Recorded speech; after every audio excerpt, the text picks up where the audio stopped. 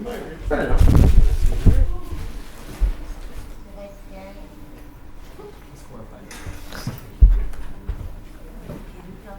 Ladies and gentlemen, I would like to introduce to you our director for the evening, Mr. Kyle Edward Ball.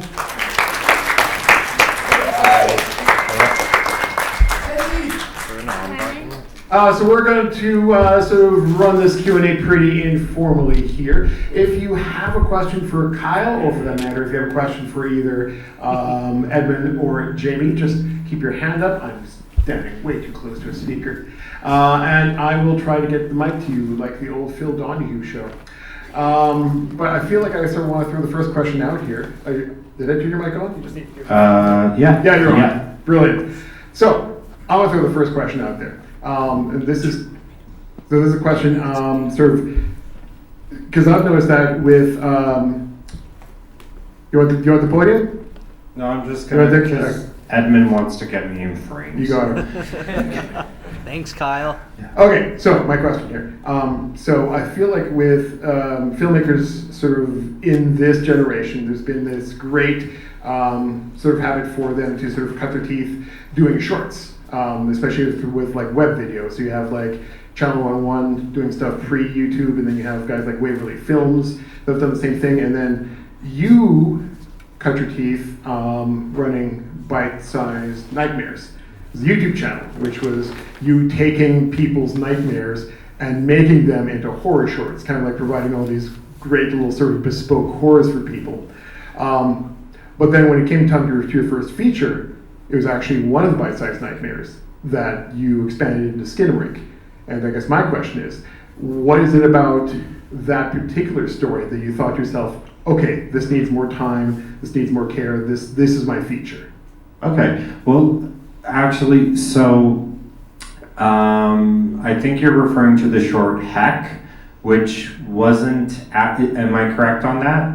I think it might be, yes. So yeah. I'm willing to be wrong here. So Heck was a proof of concept short that I released on my YouTube channel, but it wasn't a part of the Nightmare series. Right, it was right. just, and it was always intended as a proof of concept for a feature film.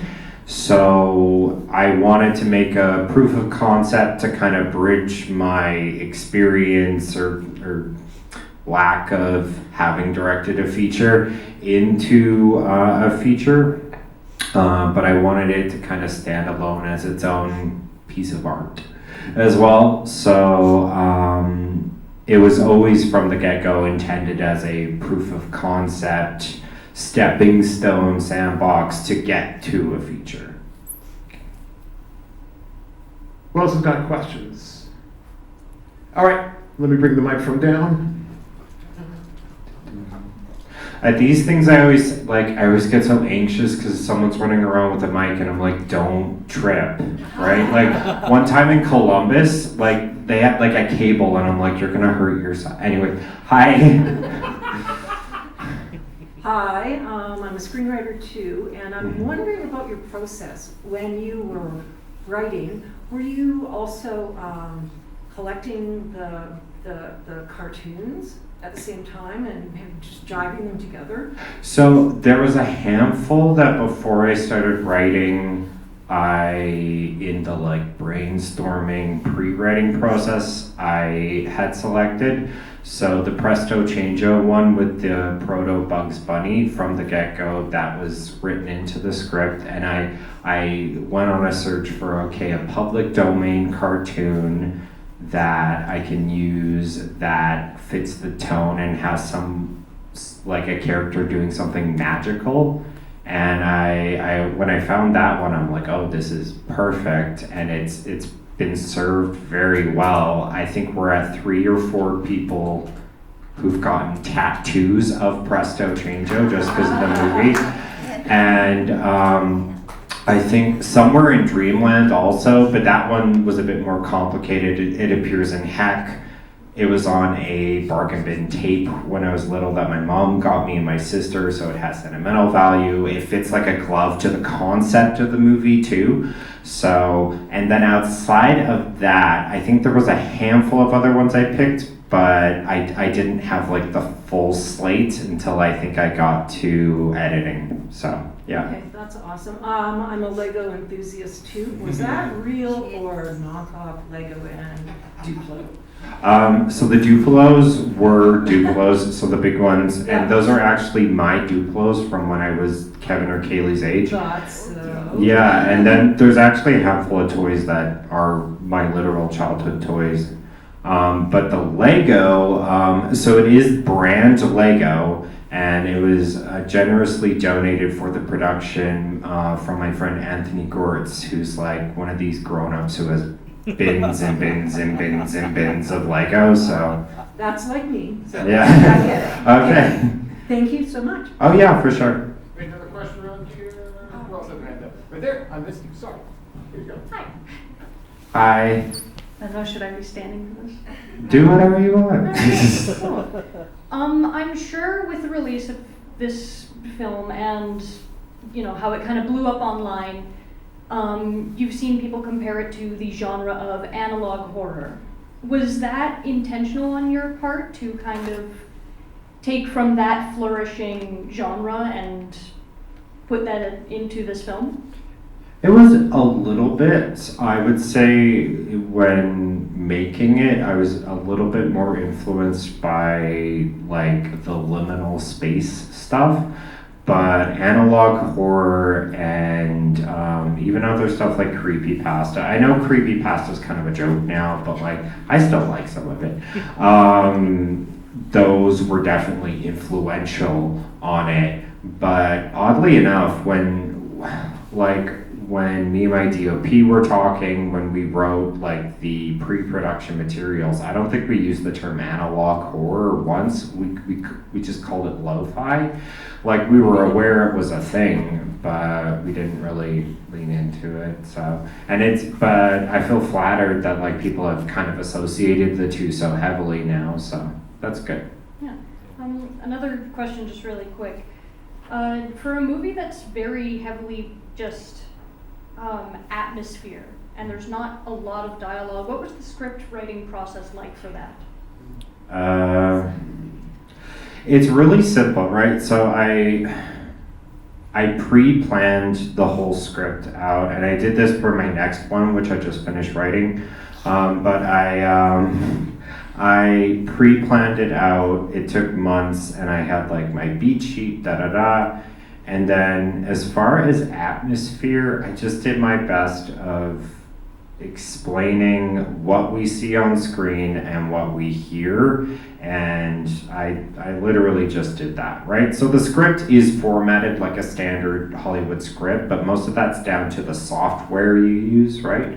And then outside of that, I just did my best of writing what we see and hear, and you'd be surprised how much like Oscar-winning screenplays sometimes are kind of like that. Like I remember a big confidence thing was I just saw a brief like excerpt from the Gone Girl script, that David Fincher movie, and I remember in it someone described a character as being douchey, and I'm like, this is like big Hollywood, like like I don't think it's Aaron Sorkin, but like smart script, and they describe someone as douchey. So how hard could it be, right? So I just used that, and yeah, like screenwriting can be incredibly anxiety-inducing. It can be incredibly hard to get your friends to like critique it and give honest critique. But like I find just having a touchstone of just write what you see and hear, it works great. And the atmosphere in a weird way does sometimes translate through the script more than you would expect. So, yeah. Thank you very much. I love your shirt, by the way. Oh, thank you. She's wearing a this. Chuck Yeah, E. Cheese shirt. I got this just yesterday at Spencer's in Kingsway. So Does Spencer's is still around? yeah. Oh, okay. It's still a thing. So check out the one at Kingsway because that's where they sold this. Nice, okay. Yeah. I love it. Love it. So as like a quick follow-up to that question then, so it was not a scenario where you went in with like a very extensive storyboard, or was it that you were like figuring out the shots sort of as you were in the space? we didn't have a storyboard, but I described, like, so in the script, and I had this with my second one too, because I've sent my second script to a handful of people, and they said, like, this is very much a technical script, and not necessarily as a critique, and I said, yeah, that's what I am. And so it's written very like, this is the shot we're looking at. In the left frame we have this, in the right frame we have this. I try to make it simple, but that's the way it was. And then in the shot list, it's even more detailed of like, in the left corner, we kind of have this, in the foreground, we kind of have this. And I found, because I was so involved with my DOP, that we didn't, for a lot of it, necessarily need storyboards because it was so simple. A big thing that helped too was, like, it's the house I grew up in, so I know the geometry of everything so well, so I didn't have to be like, okay, where's the front door, where's the window, da da da da. So, yeah. You know that someone is going to ask you about the second script, right? Oh yeah, well, does anyone have a question about this? I don't know if I can answer. I might get in trouble, but What's the title? I can't say, I'm sorry. I get it. All I can say is it's horror. Okay. Yeah. Does it have characters? I can't commit to that answer. It's got characters. Yes. I actually do have an important comment. Sure. Take into consideration. Here, let me help you out here. I'm Alice. Hi. I want to tell you, I suffer from a mental disorder, Okay. and I had to leave. That triggered it. Do you think you should put a warning or disclaimer? Anyone suffering from mental disorder to proceed with caution, because the psychological part of it, and it's scared the hell out of me. And if I stayed too much longer, it could have I could have freaked out and gone wacko, and I didn't want to. So I'm not saying it's not good. Okay, of course, I I'm going to have to refrain from coming and seeing another one. Okay. Unless I can take. So could you seriously think about that? I've actually had this brought up in other content I've done before, and I think with a lot of filmmakers, the instinct is to be offended by very honest critique, because it doesn't necessarily take 2 seconds to add a trigger warning or a rating at the beginning. A lot of that was taken out of my hands when I gave it to the distributor, right? So for example, when I had my YouTube channel, someone said, for this video, you should put a epilepsy warning on it because it has a flickering TV. And I put it on, and they're like, thank you so much for doing this right away. When I gave it to the distributor, who then sold it to different countries and all this other stuff, that was out of their hands. I'm sorry that. Well, I'm fine. Okay. And I want to, I'm aware yeah. of this, but if they do that, that's not your fault. Yeah. But and you're obviously very sensitive like that. You're not stupid. No, I like to think I'm not. No, but you really have done this, and it's out of your hands. There's nothing you can do about it. You've done due diligence, so it's all you do. And I just want to step in here and say that Thank you. this film was also rated. The rating was given by the province of Alberta, which we here at EPL have used in the advertisement of the movie, as well as we've tried to include some content warnings in the promotional material that we've been able to get out as well. But yes, so it's a valid discussion happening all the same. And sometimes down to the festival or theater, they'll Psychologically disturbing, and then anyone who's disturbed by things like that, it's up to them to decide. Yes, I'll go to this or no. As you saw, but you didn't see, but I chose to leave and come back at the end because I'm an adult too, Yeah. and you are doing the best you can. So it's maybe a more generic warning. Yeah, of course, right. Psychological or don't And You're not, you are aware that it does affect certain illnesses in certain ways, and you do the best you can. yeah, But I love the way you filmed it. thank you so much. That part I love. Mm. So thank you for coming back. Oh, yes, I wanted to say that and tell you. And thank you for coming back. Of course I would. Hi, quick question. Hi. So this was, I really enjoyed this. It was creepy, the vibe, excellent. In your opinion, what is the scariest movie that's ever affected you? That's a hard one. Like my fallback is The Shining, but I'm counting my history of that, right? So when I first saw it when I was 8, I was terrified by it.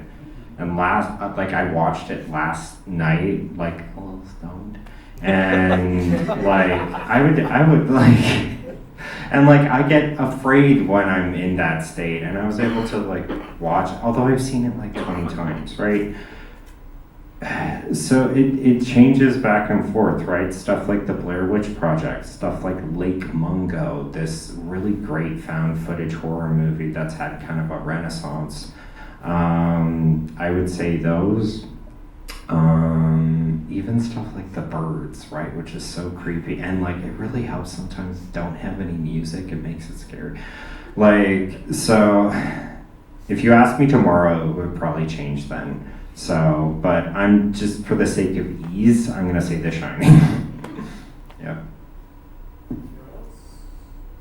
Yes. Hi, as a sound designer myself, I was Oh, I was just curious about your kind of process for editing the sound in the film. It's a very like intentional film with each shot, and I was wondering how you went about that with the sound, like where you chose to use silence or static or a bunch of stuff. Like where was kind of your mentality going into the film with that? Yeah, so a lot of it is like even in the script, right? Like I detailed the sound, and then a lot of it was just taking one shot at a time and doing it brick by brick by brick by brick and going back and forth. So it was really down to that and my feeling and intuition. So a lot of it wasn't even necessarily conscious. Like at some points there's just parts where what feels right here, and when you're like the writer, director, and then editor, you'll find that that often happens, right? Of course, yeah. So, and in sound it's so particularly important, and with like this it's like even more important. So yeah, it was hard too because like I was very much aware, okay, like you don't see the kids for a lot of this, the sound kind of has to do the heavy lifting. Yeah. And it's hard too because you like I had this one thing where it's like, okay, little kids socked feet on carpet is silent. So I had to do, okay, what's a sound that kind of works? And I had to bring it down, but then you have to bring it, like there were some really difficult decisions I had to make with the sound. And